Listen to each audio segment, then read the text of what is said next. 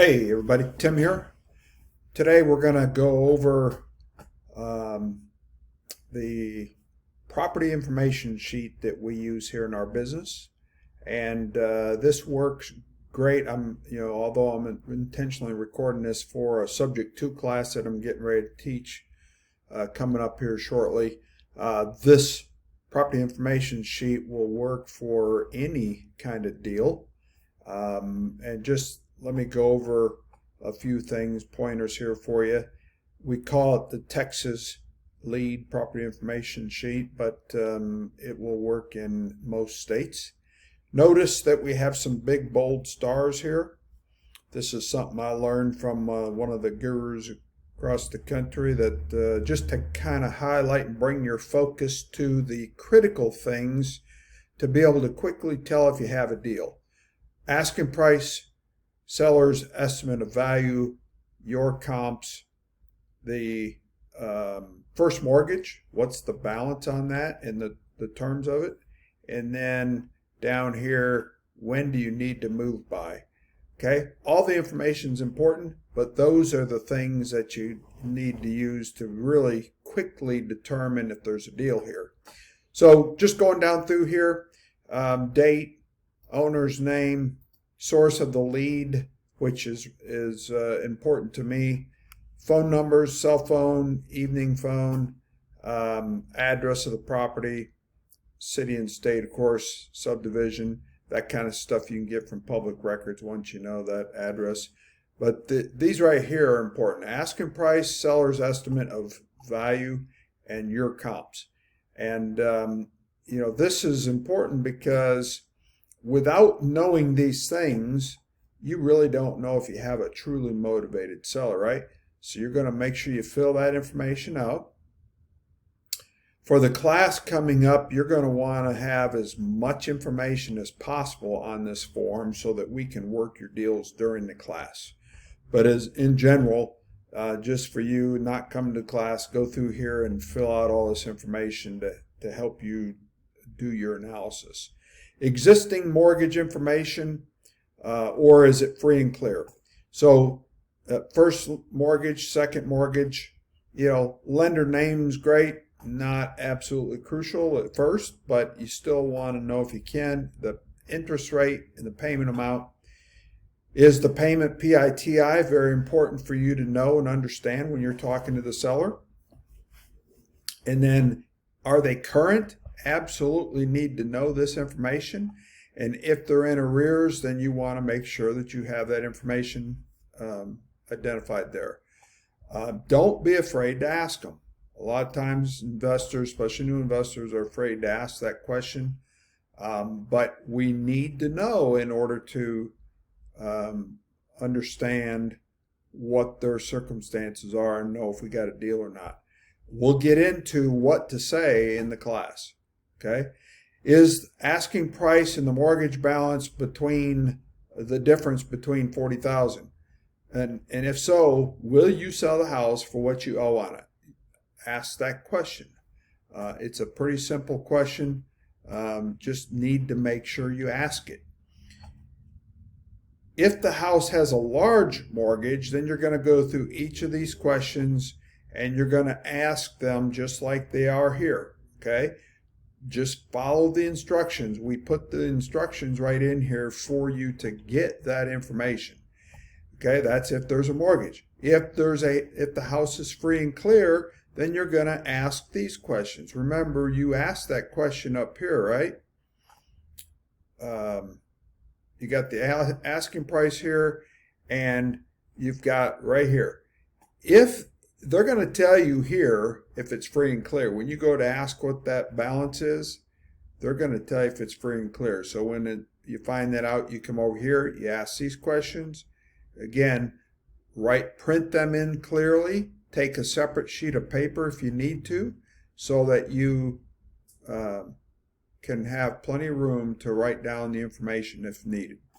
Okay, so this part here I really did for my students, and added this in here because I wanted to know what your thoughts were about this deal. But basically, this is what this is for. So you're going to plug in your ARV what you find in the tax appraisal district records. When you go to pull your comps, what's the average days on market? What's the sold cost per square foot? And what's the total sold cost of the property? That's the piece that's your analysis, okay? It's not a part of the pre-screening when you're talking to the sellers. Okay, then you come down here. How did you arrive at this asking price?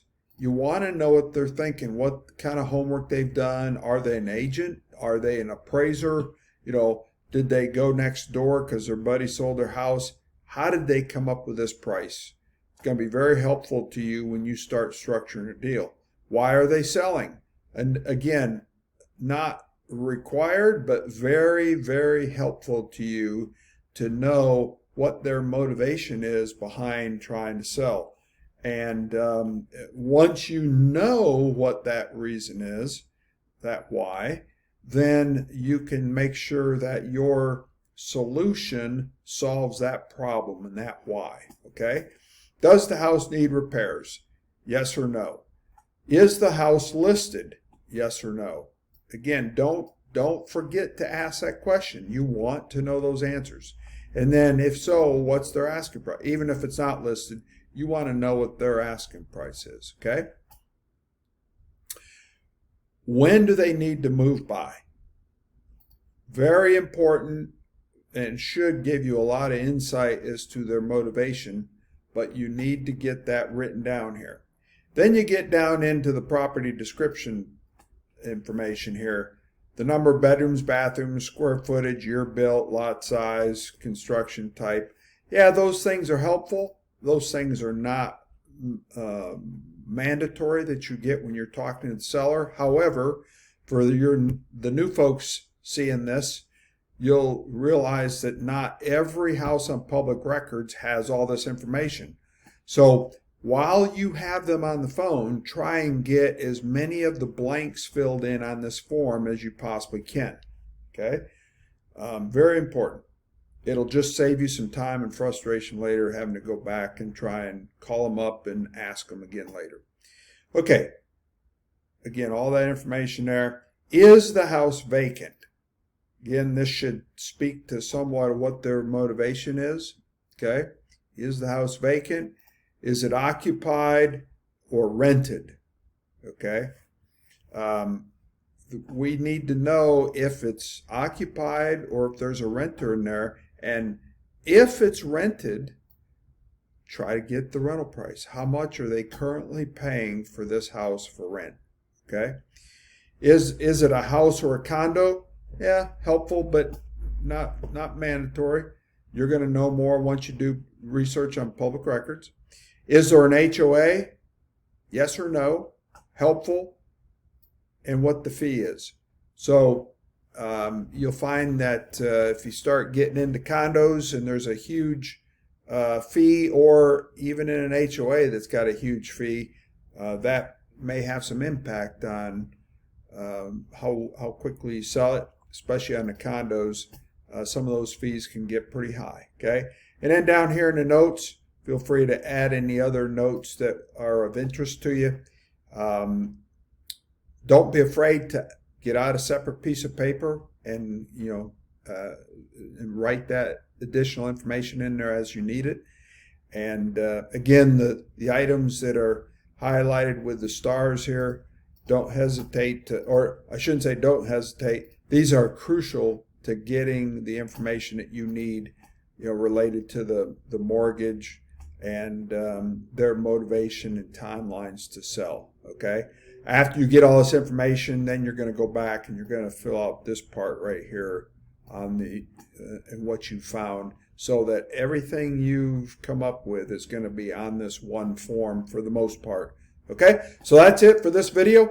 Look forward to seeing you soon, and keep your eyes on the channel for additional videos coming.